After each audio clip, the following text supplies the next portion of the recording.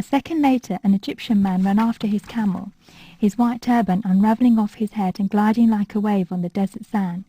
Behind him ran another 2 men, trying to catch up with the runaway camel. "I want to get off," Maria announced fearfully. "We finished walk," Ali said. "My camel not mad."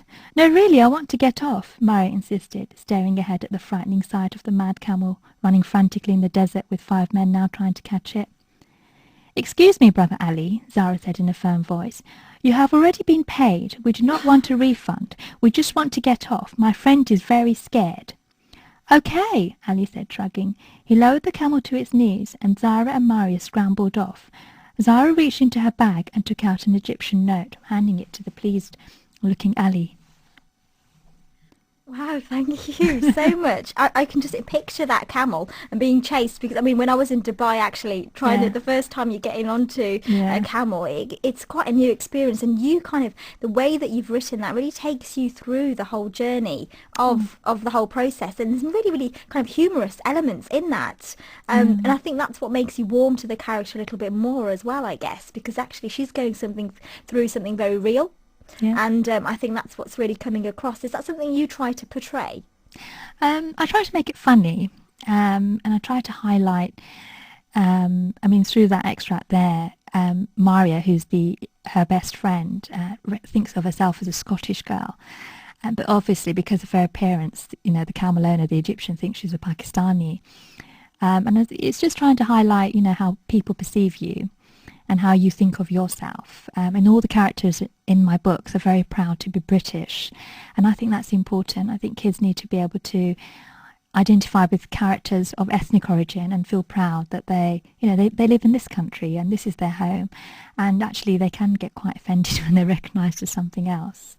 So definitely, I think that's the inspirational element out of that book. I think will transcend to majority of schools, and I can see why the schools are so popular in terms of they're really in demand in the schools across the UK and now in America as well. I mean, I can see why that is, because actually you've got a character here that is just really reminiscent of the youth of today, and a lot of people don't get that insight. Yes. So, I mean, I'm intrigued to find out what happens next, more about the Zahra series. How can people do that? Anybody listening at home right now? They can just go on my website. Yeah, and what's your website? It's BB Publishing, bibipublishing.co.uk. Lovely. And all the information's on there about the first 2 books.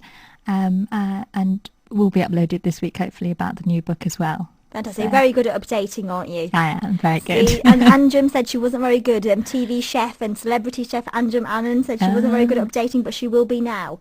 Good. You see? So it must be after coming on this programme. It must be. But I really, really appreciate you coming in tonight. I really, really do. And do keep me posted with anything you've got in terms of the launches, any more launches. What's next for you? Dubai? Are you going to come to Dubai next? Or? Well, I did actually go earlier this year to the Abu Dhabi Book Fair. Oh, yes. Which was quite a different experience. A different experience. I think you need to really push the books there. Sure. Because they're in English, but maybe if they get translated into Arabic one day, that would be great. Can I also very quickly mention my competition that I'm running? Of course you can, yes. Well, it's called the Character Competition for the new Zahra book, and basically I'm encouraging libraries and schools to enter. All the information is on my website. Basically, anybody from the age of 6 to 16 can create a character from their hometown and give reasons as to why that character should be included in the Zahra books. The winner will feature as a real character in my 4th book, Zahra's second year at the Khadija Academy, which will be released next year, summer.